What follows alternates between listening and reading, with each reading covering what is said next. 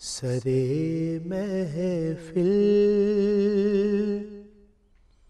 کرم اتنا میری سرکار ہو جائے۔ بسم اللہ الرحمن الرحیم۔ خواتین و حضرات السلام علیکم۔ یہ بابرکت نشست جو منسوب ہے اس ہستی سے کہ جو وجہ وجود کائنات ہے، حضرت محمد مصطفیٰ صلی اللہ علیہ وآلہ وسلم کا یہ مبارک مہینہ آپ سب کو مبارک ہو۔ نور ہدایت کی یہ محفل سجا رکھی ہے پاکستان ٹیلی ویژن نے، جس میں ہر روز ہم حیات طیبہ کے کسی ایک پہلو پہ بات کر لیتے ہیں اور گویا ہماری عبادت ہو جاتی ہے۔ کیا اچھا ہے یہ ذکر نبی بھی کہ ایسی نشستوں میں بیٹھے بیٹھے بات ہوتی ہے اور عبادت شمار ہو جاتی ہے۔ بلا شبہ وہ لائق تعریف ہستی ہے، بلا شبہ وہ صاحب درود و سلام ہستی ہے کہ جس کا ذکر عرش پہ بلند ہے، اور فرش والے اس کا ذکر کریں تو عرش والوں سے آگے نکل جاتے ہیں۔ سبب اس کا یہ ہے کہ یہ وہ ہستی ہے جسے پروردگار عالم نے گویا اپنی تمام تر صفات کا پرتو بنا کے دنیا کے سامنے پیش کیا۔ یہ بتلایا کہ اگر انسان کامل کی تعریف چاہتے ہیں، وہ جو بہت بعد میں جا کے نیچے کسی سپر مین کے ڈھونڈتے پھریں گے، وہ ذرا یہاں دیکھیں کہ بطحا کی وادی میں ایک ایسا نبی امی بھی موجود ہے کہ بظاہر جو کسی درسگاہ میں نہیں گیا، لیکن تمام علوم اور تمام فضائل کا مجموعہ ہے۔ آج کا موضوع اس نشست میں مدینۃ العلم، وہ جو تمام علوم کا مرجع ہے، وہ جس کی شخصیت سے تمام علوم پھوٹتے ہیں، ذرا ان سے تو اقتباس فیض کیا جائے، ذرا ان کی طرف تو رجوع کیا جائے، اور ذرا حضور سے یہ درخواست تو کی جائے کہ آپ کی دعا ہے رب زدنی علما، تو ذرا ہمارے بھی ذہنوں کو منور کیجئے، ہمیں بھی علم کی راہ پہ لگائیے۔ رسالت مآب صلی اللہ علیہ وآلہ وسلم کی حیات طیبہ کو دیکھیے تو جو چیزیں بڑی واضح ہوتی ہیں، جیسے آپ دلیل سے گفتگو کرتے تھے، صاحب علم ہوگا تو دلیل سے بات کرے گا۔ آپ حسن اخلاق کا مجموعہ تھے، گفتگو کرتے ہوئے شائستہ زبان استعمال کرتے تھے۔ جو زبان جانتا ہوگا، جو زبان کے تکلفات سے آگاہ ہوگا اور لسانیات کا ماہر ہوگا، وہی تو اچھی گفتگو کرے گا۔ اور پھر سب سے بڑی بات یہ کہ آپ میں بے انتہا حلم تھا، آپ میں بے انتہا حلیمی اور نرمی تھی۔ نرمی خواتین و حضرات اس میں آتی ہے کہ جس کو یقین ہوتا ہے کہ جو بات وہ کہہ رہا ہے وہ حق بات ہے، اور وہ اس کے سیاق و سباق سے آگاہ ہوتا ہے، اور سیاق و سباق سے وہ آگاہ ہوتا ہے جو عالم ہوتا ہے۔ یہی وجہ ہے کہ رسالت مآب صلی اللہ علیہ وآلہ وسلم نے کہا کہ علماء انبیاء کے وارث ہیں۔ اب یہ بہت بڑی دعوے کی بات ہے۔ صاحب علم کو اس مقام تک ہونا چاہیے کہ وہ انبیاء نے جو بار اٹھایا تھا اس وزن کو اپنے کندھوں پہ اٹھا سکے۔ اس میں کچھ نہ کچھ تو پیغمبری صفات ہوں، کچھ نہ کچھ انداز تو ایسا ہو کہ وہ انبیاء کا وارث ہو سکے۔ تو یہ وراثت کیا ہے؟ انبیاء میں ایسی کیا کمال کی بات ہے؟ انہیں اللہ تعالیٰ نے کلام کی قدرت دی۔ ہم جانتے ہیں کہ حضرت موسیٰ کو جب طور پہ بلایا گیا تو ہمارے سامنے سورہ طٰہٰ کی آیات ہیں کہ موسیٰ نے روشنی دیکھی، اور موسیٰ روشنی دیکھتے ہوئے طور کی جانب گئے، اور آواز آئی کہ موسیٰ تم اپنے پروردگار کی بارگاہ میں ہو، اپنے نالین اتار دو۔ اور یہ تمہارے ہاتھ میں کیا ہے؟ موسیٰ نے کہا یہ چھڑی ہے جس سے میں اپنی بھیڑوں کے جسم پہ پڑنے والے پتوں کو ہٹا دیتا ہوں۔ کہا اس کو پھینک دو۔ پھینکا تو وہ اژدہا بن گئی۔ پھر اس کے بعد کہا کہ یہ تم اپنا ہاتھ جو ہے اس کو اپنی بغل میں لے جاؤ، وہ ید بیضا ہو گیا۔ اس سارے واقعے کو قرآن نے بڑے تفصیل سے پیش کیا۔ شاہ طیبہ کا سناگر ہے زمانہ سارا، محو توصیف پیمبر ہے زمانہ سارا، محو توصیف پیمبر ہے زمانہ سارا، بے تجلی نہیں اس نور سے لمحہ کوئی، بے تجلی نہیں اس نور سے لمحہ کوئی، اس میں احمد سے منور ہے زمانہ سارا، کیا ہنسی پھول کھلا شاخ بنی ہاشم پر، کیا ہنسی پھول کھلا شاخ بنی ہاشم پر، جس کی خوشبو سے معطر ہے زمانہ سارا، جس کی خوشبو سے معطر ہے زمانہ سارا، ذات پاک اس کی ہے انور، وہ محیط اعظم، ذات پاک اس کی ہے انور، وہ محیط اعظم، جس کی پنہائی کے اندر ہے زمانہ سارا، جس کی پہنائی کے اندر ہے زمانہ سارا۔ حضرت موسیٰ نے اس موقع پہ جب پیغمبری مل رہی ہے تو پروردگار عالم سے کیا مانگا؟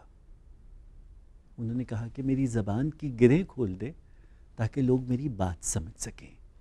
پیغمبر نے بھی فن تقریر مانگا، پیغمبر نے بھی قادر الکلامی مانگی، اور یہ وادی بطحا کے اس گوہر کا اعجاز ہے کہ اگر یہ کہہ دے کہ پہاڑ کے پیچھے سے فوج آ رہی ہے تو اہل مکہ آنکھ بند کر کے یقین کر لیں گے کہ نہ صرف اس کی پوری سچائی پہ یقین ہے بلکہ اس کی گفتگو پہ، اس کے انداز پر بھی یقین ہے۔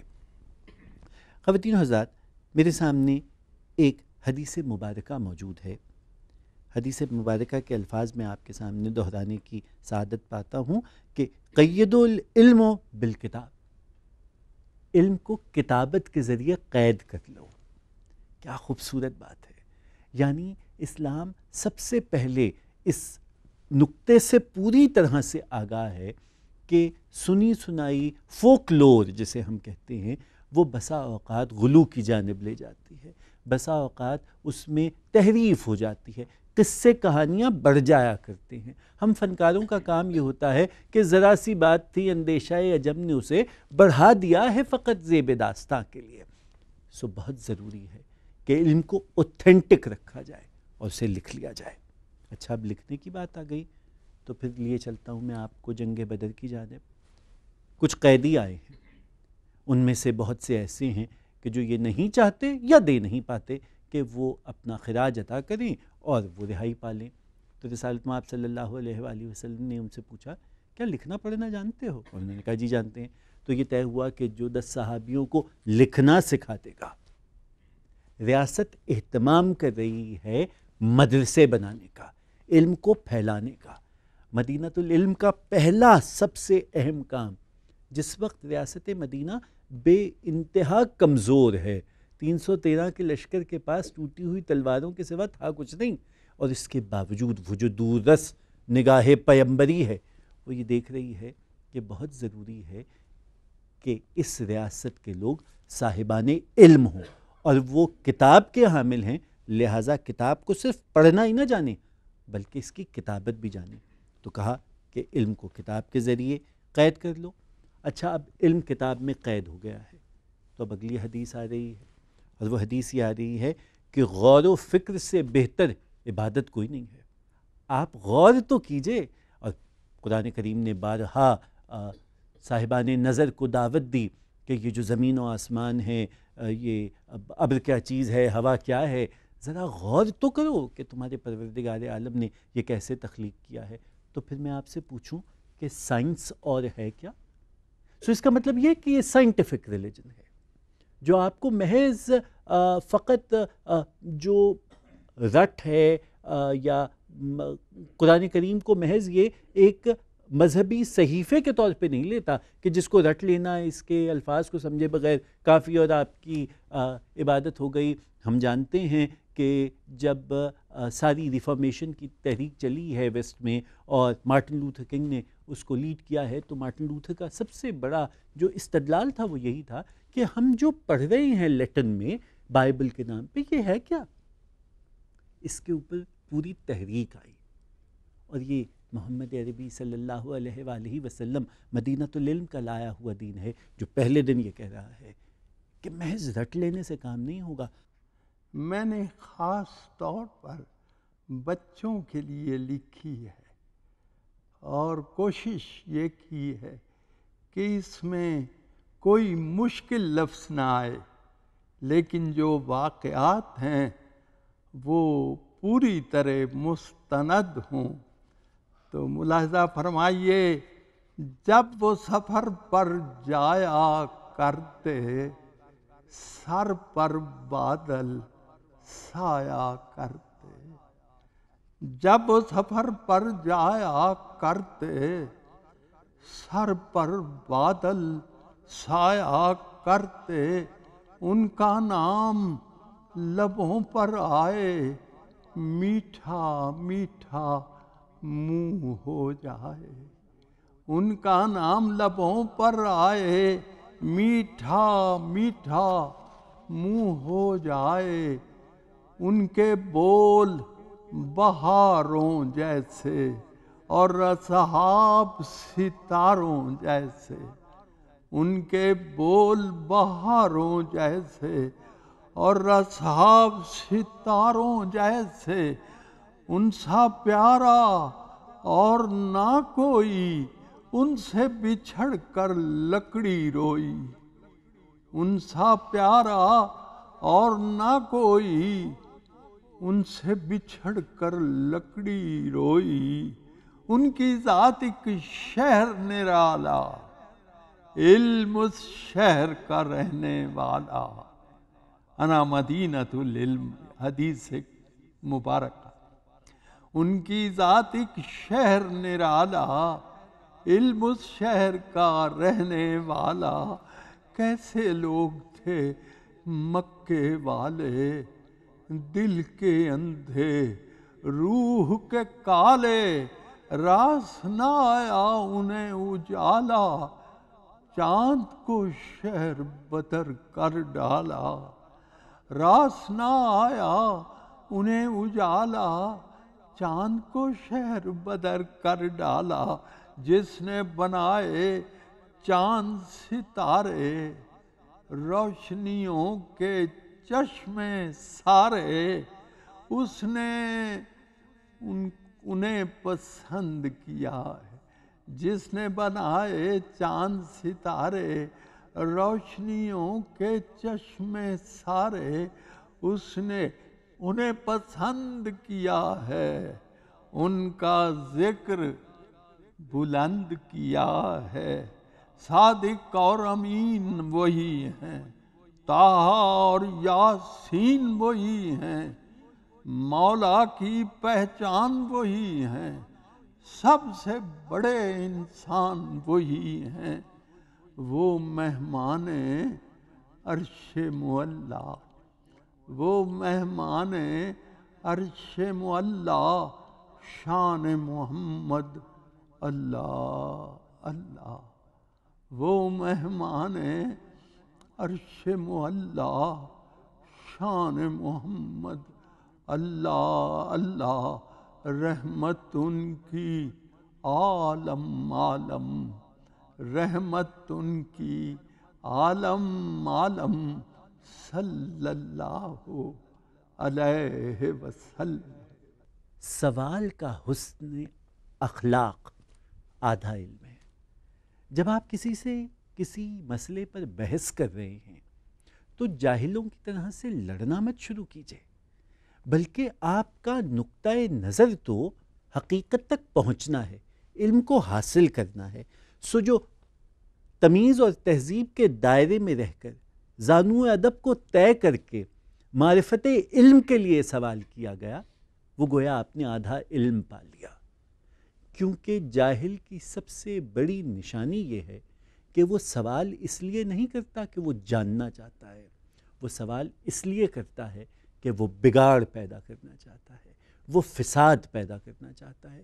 یہی وجہ ہے کہ ہم دیکھتے ہیں کہ آپ صلی اللہ علیہ وآلہ وسلم کا ارشاد مبارک ہے کہ منافق کی ایک بہت بڑی نشانی یہ ہے کہ جب وہ تم سے کسی موضوع پہ بحث کرتا ہے تو بہت جلد گالم گلوچ پر آمادہ ہو جاتا ہے۔ خواتین و حضرات،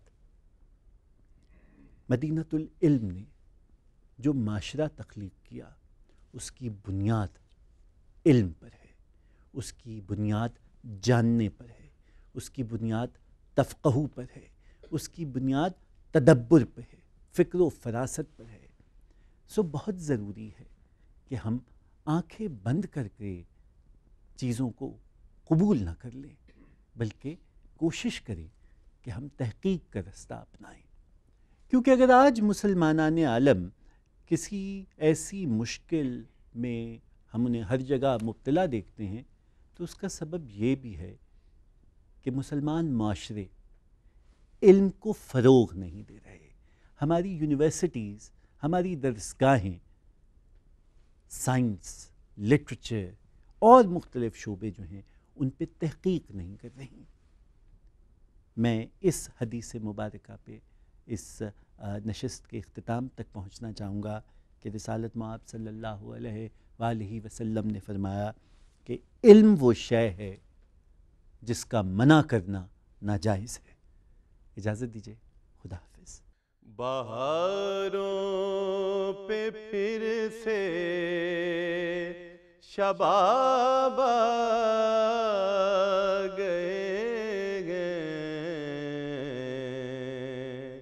بہاروں پہ پھر سے شباب گئے،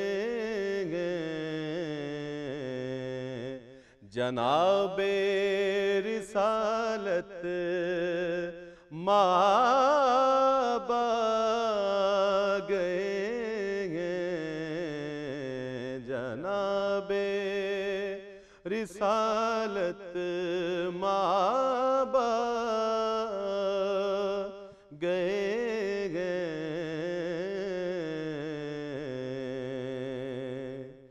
ہیرا میں ہے میلاد آقا کی محفل،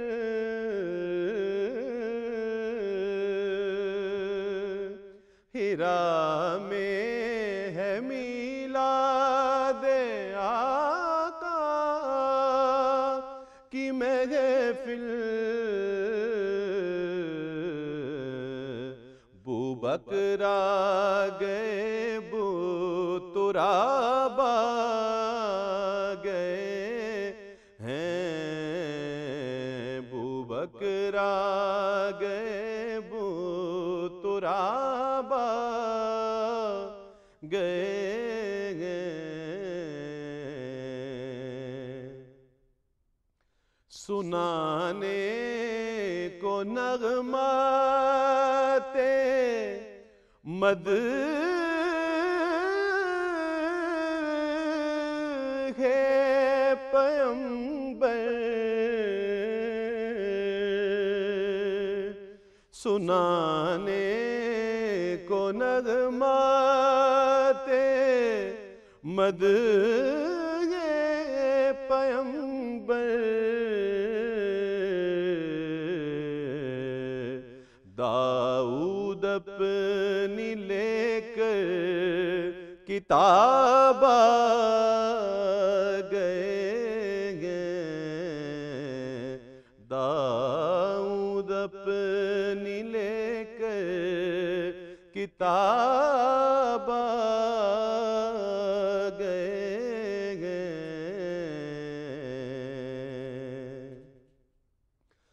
اٹھے انبیاء سب یہ کہتے ہوئے پھر اٹھے انبیاء سب یہ کہتے ہوئے پھر جناب آ گئے جناب آ گئے جناب آ گئے جناب آ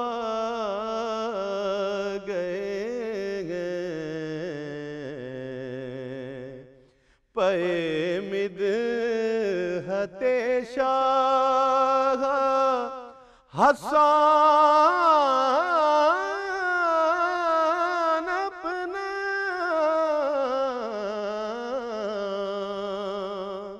پے مدحت شاہ حسان اپنا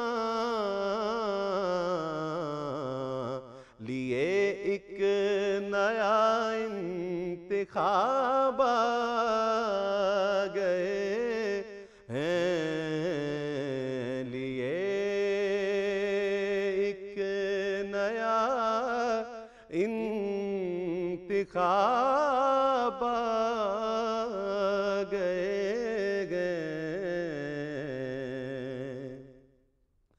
جو نام ان کا لبھائے